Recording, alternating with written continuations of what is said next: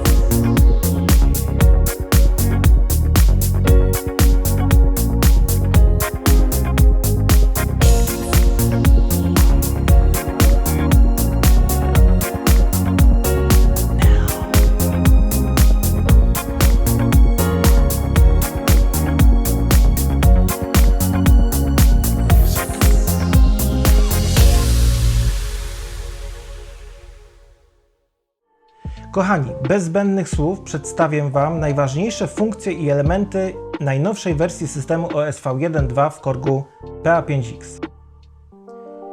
Dodano do instrumentu bardzo dużą ilość dodatkowych zasobów muzycznych. 34 style akompaniamentu w kategoriach dance, pop, ballad, funk i blues i country. 23 nowe brzmienia w kategoriach piano i synth lead. 23 nowe keyboard sety w kategoriach synth. I aż 115 nowych padów w kategorii acoustic guitar, percussion i piano synth. Od teraz też nowe sample brzmienia style nie zabierają żadnej komórki user. Zawartość wszystkich zgromadzonych zasobów może być od tej pory chroniona kartą microSD, która działa jako klucz zabezpieczający. Oczywiście wszystkie dodatkowe zasoby możemy zostawić lub usunąć według naszych potrzeb, ale znana wszystkim użytkownikom Korga funkcja Factory Restore nie usuwa tych zasobów. Od tej chwili do usuwania tych zasobów służy zupełnie inna funkcja, ale o tym później. Kolejna część aktualizacji to bardziej rozbudowana obsługa danych z poprzedniego flagowca, czyli Korga PA4X. Od teraz konwertowane z PA4X mogą być brzmienia użytkownika, zestawy bębnów, próbki użytkownika. Dodatkowo możemy swobodnie konwertować keyboard sety, style, pady, a nawet sekwencje akordów. Niestety nadal nie można konwertować z PA4 do PA5 takich ustawień jak presety harmonizera, max audio, funkcje globalne i presety MIDI. Ustawienia można jednak szybko przepisać, mając choćby screen z ekranu starego PA4X. Zajmuje to chwilę i nie ma z tym najmniejszego problemu. Również i wpisy songbooka od teraz można swobodnie przenosić, a wraz z nimi brzmienia, style, ustawienia mikrofonu, pady, sekwencje akordów, pliki MIDI, MP3, a nawet pliki z tekstem TXT. Pamiętajcie jednak, że jeśli korzystacie z sampli w PA4X i przeniesiecie samą zawartość np. keyboard setów, czyli tych gotowych brzmień, to pewne dźwięki Wam nie zagrają, jeśli najpierw nie uzupełnicie tych samych sampli, które mieliście w PA4.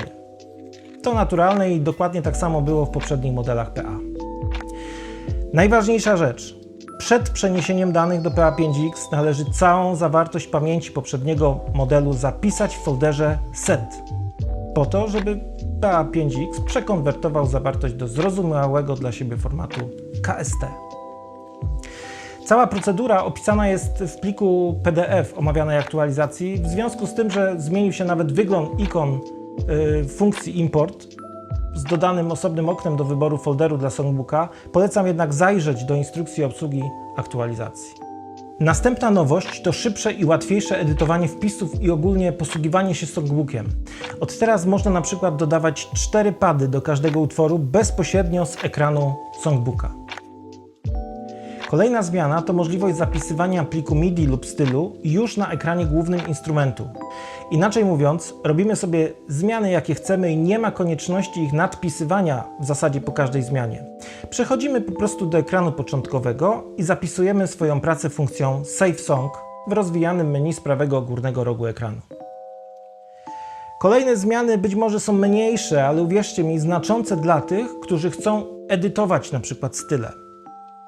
Od teraz macie już dostępną pełną edycję stylu i padu, czyli kwantyzację, transpozycję, edycję velocity, usuwanie komunikatów, wycinanie pewnych taktów. Szybsze i łatwiejsze zapisywanie swoich padów do stylów użytkownika, zwyczajnie poleceniem Save Pad już z głównego ekranu. Oczywiście pad zapisywany jest też przez polecenie Save Style, zapisywania całego stylu akompaniamentu. Szybsze i łatwiejsze zapisywanie swoich sekwencji akordów do stylu użytkownika, polecenie Save Chord Sequence, już z głównego ekranu.